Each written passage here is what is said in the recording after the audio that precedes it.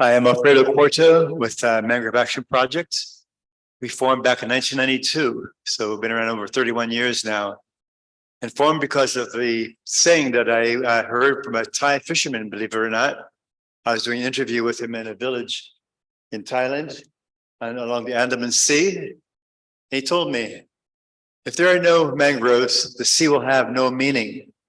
It's like having a tree without roots, for the mangroves are the roots of the sea. When he said this, his voice changed from the original inflection he had to a very emotional sound, and it was very poetic. It inspired me and the people I was with to form MAP at that time. We co-directed a group at that time and got a mangrove network forming worldwide, which still exists today. We work mainly in Asia, Africa, Latin America. We also work in the US even. We have mangroves there too. But we work worldwide trying to stop the destruction of mangroves, conserve them. This painting you see here is done by my wife, Monica Gutierrez Quarto, and she's an artist who made a painting years ago that I think depicts the mangrove pretty well. It just shows the biodiversity, the importance of mangroves to everything from the birds to the fisheries to even people, insects as well, and how important they are for the biodiversity. People don't understand that. They're vital for our world today, vital for climate change to combat it, vital for the fisheries, vital for people who live along the coast who are affected by storms and disasters like a hurricane or even a tsunami. Mangrove roots are the roots of the sea in many ways. They're the plant that lives between zones, between a sea and land. Very unique. As you probably all know, they have a very unique ecology. They can live in salty conditions, but not too salty. They'll die if the water gets too salty. A lot of problems we see worldwide are problems of over-salinization because of droughts or the dams that are built, removing the fresh water. So the mangroves don't have enough fresh water. They need fresh water. But their trees are buffers, or living buffers against effects from climate change, effects from storms. For years, we knew this. But until the tsunami hit in 2004, it was not really understood or appreciated by many people. This is in Burma. The roots of the sea, they protect the land from erosion. With the rising sea levels, this is even more important today. People that live along the coast depend on mangroves for their livelihoods, for their cultures, for protection. They use the mangrove wood for fuel. They use the mangrove wood for building their homes and for medicines as well. They gather clams and shellfish and fish. They gather a lot of the sea markets you see along the coast here. The markets there have seafood from the mangrove forest, wide variety of food. That's in Thailand. Now, the benefits and the goods and services of mangroves are well known pretty much, but not really appreciated enough until more recently. Many different functions they provide for people along the coast here and along the whole world, actually, that needs the mangrove. These are some of the benefits and services listed here, the goods and services listed here. See, a wide variety. It's not just a simple plant that grows along the coast. They perform real vital functions, protecting us from natural disasters that we create ourselves oftentimes. The tsunami, like I mentioned, was a wake-up call. Back in 1992, mangroves were considered to be worthless swamps, mosquito-infested, mud-infested swamps. Their worth value was about $740 a hectare, mainly based on fisheries and based on wood products. $740. After the tsunami, the valuation went up from $30,000 per hectare to $1 million per hectare, depending on where you live. This changed the view of many people worldwide. 2004, December 26 was a turning point for the mangroves in a sense. Unfortunately, it took a natural disaster like the tsunami to have this happen. You see the fingers of that tsunami reaching into the mangrove here. This is Indonesia, I believe, reaching in, but behind them, the mangrove is still standing strong, and the mangroves have stopped that tsunami wave. If there's enough width of mangrove forest, it can reduce the wave height and strength by a great percentage, 50 to 80%, I think, reduction. In the Bahamas, the hurricane that hit there, Dorian, I believe it was, did a lot of damage. A lot of homes are still standing like this when I visited recently, still in disrepair, and the other hurricanes will come. So they're trying to restore their forests in the Bahamas. It's a tough bet, because the mangroves, once they're taken away from high energy coastlines, it's hard to restore those areas. So in a sense, I say the mangrove's future is in our hands. This is a shrimp. What does that have to do with mangroves? If you all know, back in 1992, when I first started with MAP, this was a prominent feature along the coast of Asia, Latin America. Great quantities of mangrove area cleared, about 1 million or more hectares of mangroves were cleared for shrimp ponds. And today, over half of those ponds are now dead. They're basically closed, abandoned. We figured those are 500,000 hectares or more, most likely more, of abandoned shrimp farms in former mangrove areas. We need to restore those to get the mangroves back again. Otherwise, they're left fallow. Here's a tourist hotel in Bimini Island in the Bahamas. Again, why are they destroying mangroves? For hotels? People can come there from rich countries and enjoy a luxury hotel stay, but they're killing the very life of that island. It's happening worldwide. When they build a roadway, as you mentioned, I think Joe mentioned, José, they build the roadway without the proper culverts. This would happen in Florida. Mangrove die off about 200 hectares or so. They're trying to restore that now by building a roadway with the proper culverts now. So we're trying to build a bridge between the mangroves and our future. MAP has been around for a while. We know the ropes in many ways. We know a lot of groups are working worldwide. We're trying to connect them with each other to share information, to share skills. Here we're teaching also a mangrove workshop called Community-Based Ecological Mangrove Restoration, CBEMR. It's very important to understand EMR is very vital to the world's future for restoring mangroves with best practices in mind, also using scientific approach rather than just hand planting rotely the mangroves in areas that don't belong, like seagrass beds or even mud flats where the mangroves do not survive. We also have a curriculum. That's a 300-page mangrove curriculum we're using in about 15 countries now, including, I think, in Brazil, China, Bangladesh, Guatemala, I think, has a curriculum. We're trying to get it in more countries. It's great to bring it to Costa Rica as well, hoping to get it in other countries to try to spread the word about mangroves among the young people. But let me go back there.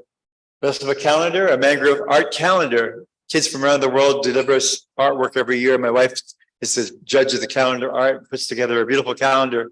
We've been doing this for about 22 years now.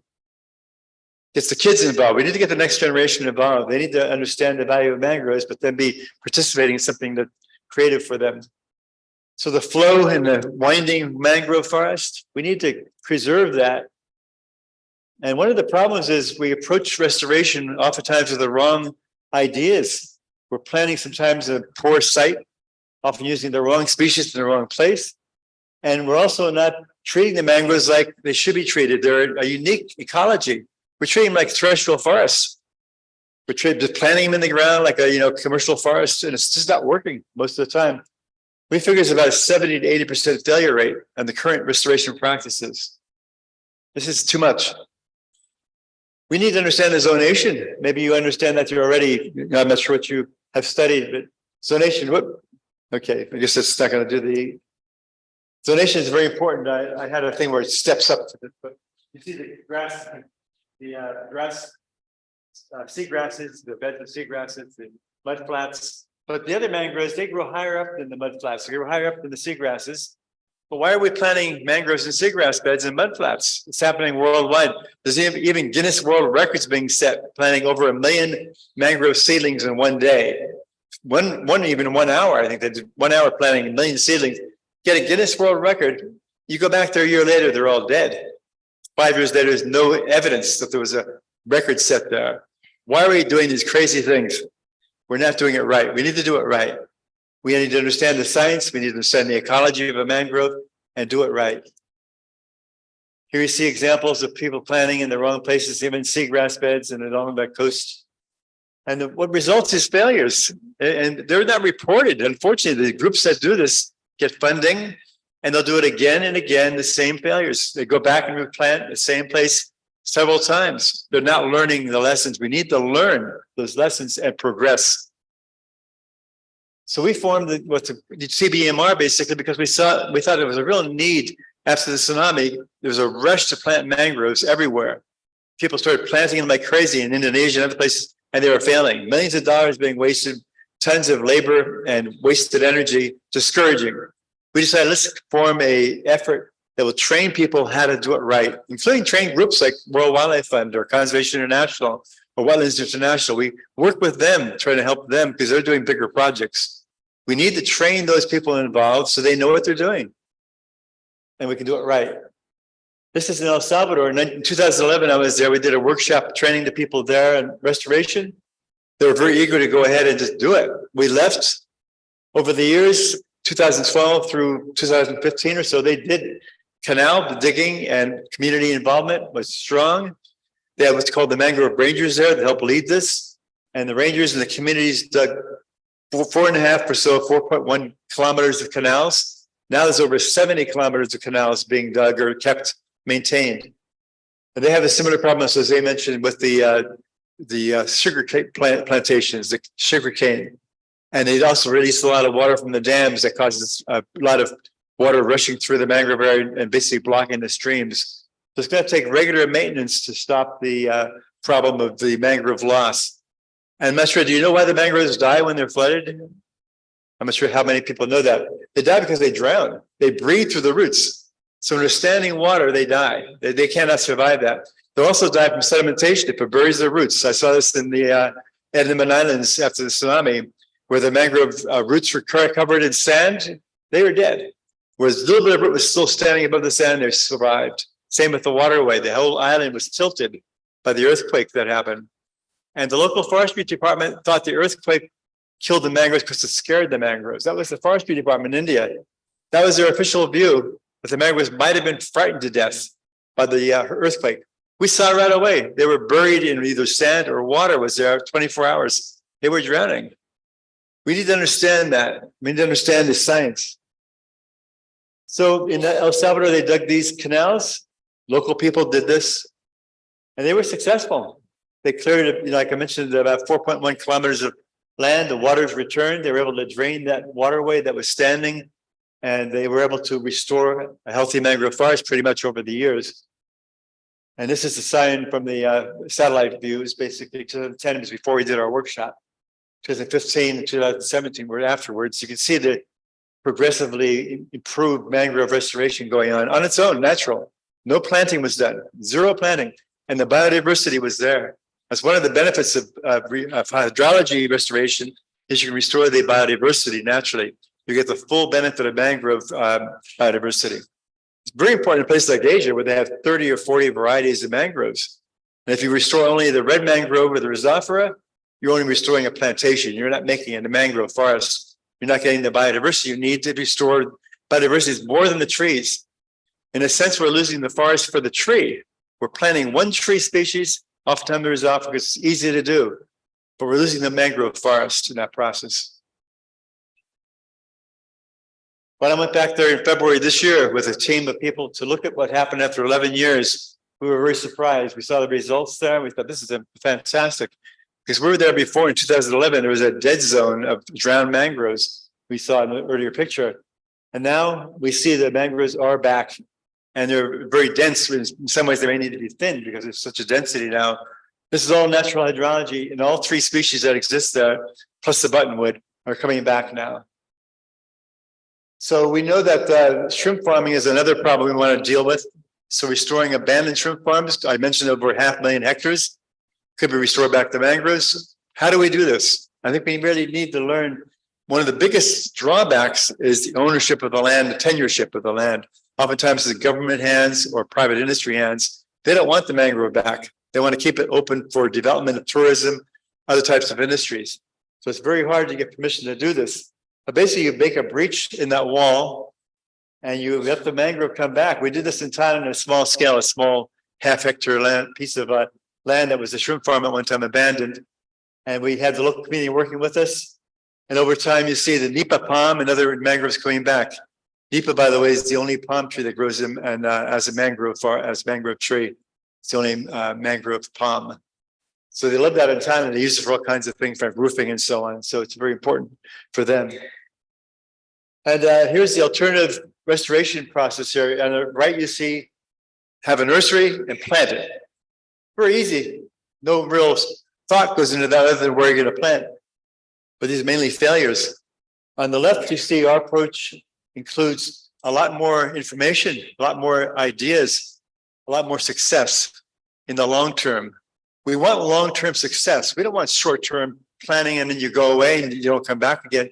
We want to be there monitoring that, assessing that, finding out what we did wrong, what we did right. We need to make it right because the world needs the mangrove forest.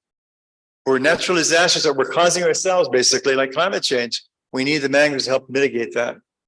So this is very important. So let's see, we want to protect overplanting as well. Now I talk about restoration maybe too much. Conserving the mangroves is so vital. We need to protect the primary mangrove forests that still exist and not let further need for restoration happen. Restoration is like the Band-Aid on a wound that we create ourselves. We need to restore only after we've done the damage. Let's not do the damage in the first place. Let's protect our existing mangroves. There should be laws making mangrove a vital protected area. So we need to protect the fringe forest that grow because once they're gone, the wave action is too strong. There'll be erosion and you cannot replant that area. The mangroves just be eroded away. It's very hard to restore that unless you put a bamboo wall or some other type of retention device, which is very costly and hard to do. So I would suggest leave those fringe forests alone. No more cutting them. Also, you want to keep the mangroves in the stands that are more together rather than just one mangrove seedling. You want trees that produce seeds as a unit or as a group of trees. We want to ensure the policy and laws are enforced. That's one of the big problems was there's laws piled high as a ceiling, existing in all countries pretty much around the world. Those laws aren't enforced. This is one of the main issues we have to deal with. We need policy changes. We need governments involved, communities involved, NGOs involved. We've got and industries have to be involved too, unfortunately, because they need to be regulated. So we need the help from others. We have in Cayman Islands, there's a group called the Mangrove Rangers. They have a youth mangrove rangers and also adults that are actually monitoring the mangrove and keeping people from illegally cutting them. And they go to court sometimes. So it's very important that they are there. We need to reduce the use of the wood, but mangrove wood is used for a lot of different things. It can't be substituted for with other types of wood products or other types of products like even concrete instead of the mangrove wood. We need to also have alternative sources for fuel. It's a very important fuel source for many people. But unfortunately, it's taking a lot of the mangroves and it's not good. Alternative cook stoves are very important. Alternative fish smokehouses in Cameroon. About 75% of the mangrove loss is for fish smoking. They have these open pit fires. They smoke all day long, mainly the women inside breathing the smoke. It's unhealthy for them. Sometimes they pass out and die of this overheating.